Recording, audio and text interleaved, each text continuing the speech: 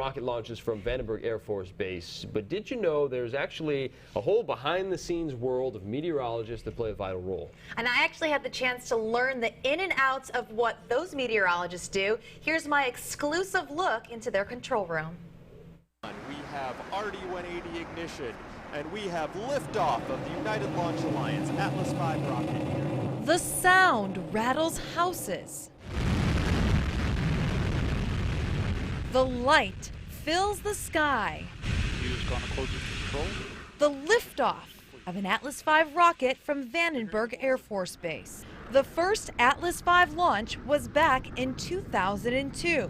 Since then, the rocket has delivered 19 national security missions, 8 science and exploration satellites, 3 commercial flights, and 2 resupply missions to the International Space Station.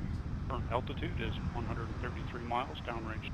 To get these rockets into space, 38 knots at an altitude of 42,001. a team of meteorologists at Vandenberg Air Force Base called the Launch Weather Team is on duty. Meteorology is critical. As a launch weather officer, we are one of the 3 entities that can actually call a go or no-go. Perfect. Awesome. Keeping an eye on weather not just near the ground, but in the upper atmosphere along the flight path. We're monitoring it up to three days before, 24 hours a day, making sure that everything is ready and green for launch to ensure safe passage of not only the rocket, but also delivery of the payload.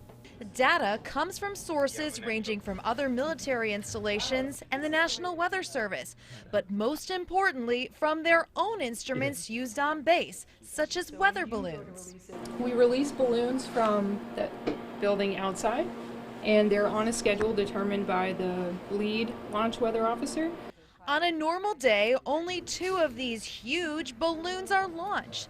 When there's a mission, that number can go up to 5, 10, or even more. When he says release, you just let go with this hand and it will pull it out of your hand. Don't drop it or toss it or anything. Okay. It'll just go out naturally. I had the honor of releasing this one just hours before a scheduled launch day.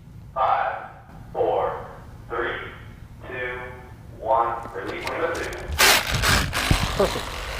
And up into the sky go different instruments recording temperature and wind speeds every 100 feet. Winds are all pretty consistent up here, a little bit crazy down below.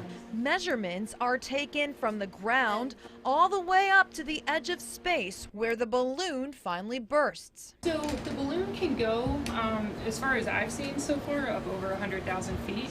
The instrument pack makes its way back down with the aid of a parachute. Comes back down, the balloon will probably be in pieces. It may or may not still be attached to. These meteorologists study and analyze the data collected, which helps determine if the launch will happen on time, be delayed, or even scrubbed.